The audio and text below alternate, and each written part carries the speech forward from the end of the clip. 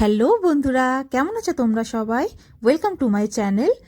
আর আজ আমি তোমাদের সাথে আরও একটা শীতকালীন স্পেশাল আইটেম শেয়ার করতে চলেছি। তো সেটা হলো কড়াইশুঁটির কচুরি। তো দেখো, এটার জন্য আমি প্রথমে আটা নিয়ে নিচ্ছি। আর আমি কিন্তু আটারই ইউজ করছি, ময়দা এখানে নিচ্ছি না, কারণ এখন সকলেই একটু হেলথ কনসিয়াস, তাই ময়দার থেকে আটাটাই বেশি প্রেফার করে। আর আটাতে না কচুরি বা লুচি কিছু বানালে মানে ময়দার তুলনায় সফটনেসটাও কিন্তু একটু বেশিই থাকে। তো দেখো, আমি আটা নিয়ে নিয়েছি, আর ওর মধ্যে অল্প একটু নুন আর একটু সাদা তেল দিয়ে ভালো করে আটাটাকে কিন্তু এইভাবেই মিশিয়ে নেব, তেলটার সাথে আর নুনটার সাথে। তো দেখো, আমি এইভাবে মিশিয়ে নিচ্ছি। আর তারপরে আটাটাকে খুব হালকা গরম জল দিয়ে কিন্তু মেখে নেব। গরম জল দিয়ে মাখলে কি কচুরিগুলো কিন্তু বেশ নরম হবে।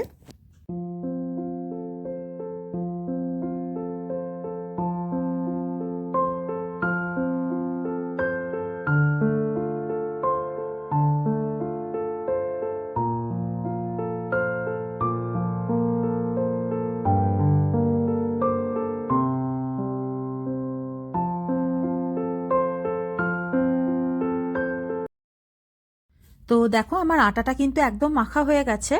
এবার ওপর থেকে একটু তেল দিয়ে ভালো করে আমি কিন্তু আটাটাকে এইভাবে ম্যারিনেট করে আমি ঢাকা দিয়ে রেখে দেবো। প্রায় 20 থেকে 25 মিনিট এইভাবে ঢাকা দিয়ে আমি রেখে দেবো।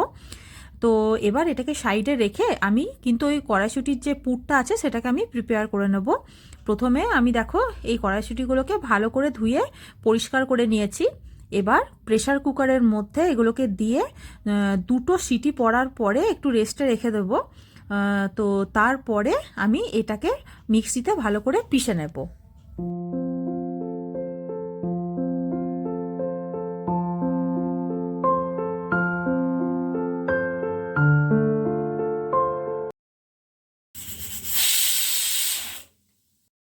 তো ততক্ষণ প্রেসার কুকারটাতে ওই পুরটা একটু রেস্টে থাকুক।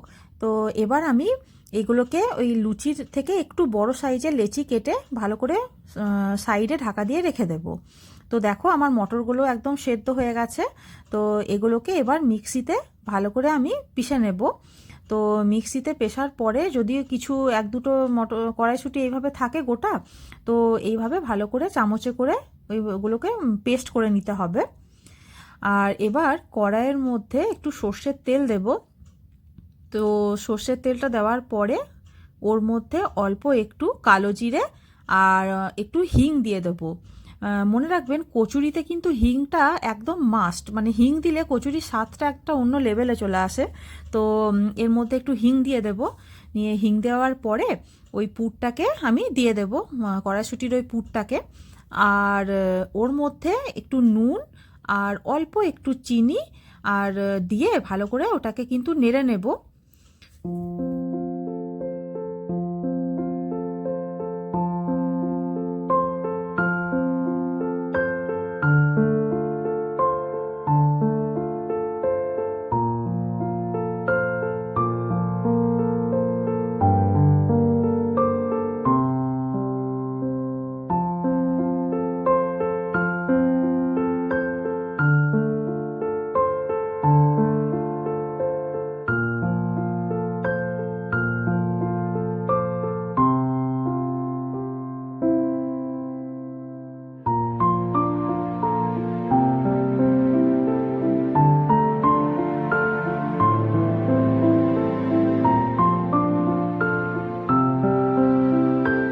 তো দেখতেই পাচ্ছ, পুরটা কিন্তু অনেকটা ড্রাই হয়ে এসেছে। তো আমি ওপর থেকে এবার একটু ভাজাগুড়ি মশলা দিয়ে দেব। আর এটার মধ্যে কিন্তু শুধু জিরে নেই, জিরে আছে, অল্প একটু ধনে আছে, আর গোটা গরম মশলাকে আমি একটু ড্রাই রোস্ট করে মিক্সিতে পিষে নিয়েছিলাম। তো এই মশলাটার রেসিপিও কিন্তু আমার যে নিরামিষ ঘুগনি বানিয়েছিলাম ওই ভিডিওটাতে আছে। তো তোমরা একবার চেক আউট করে নিতে পারো। তো দেখো, এভাবে কিন্তু আমি ভালো করে পুরটাকে ড্রাই করে নেওয়া অবধি কড়াইয়ের মধ্যে এইভাবে নেড়ে নেব।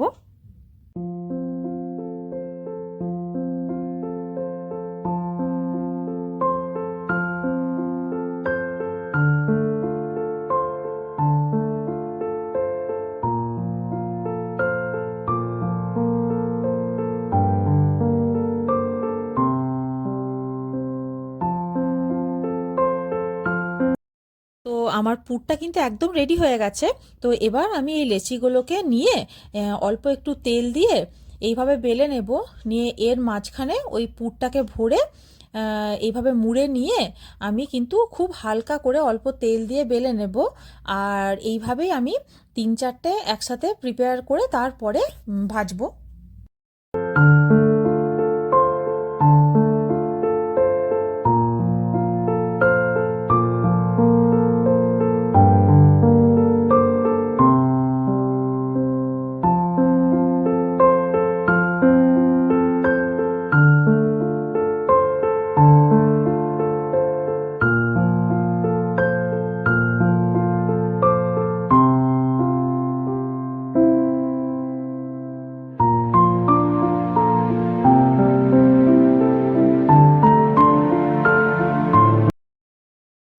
তো দেখো তেলটা কিন্তু গরম হয়ে গেছে। তো এবার আস্তে আস্তে আমি এক এক করে এই কচুরিগুলোকে তেলের মধ্যে দিয়ে ভেজে নেব।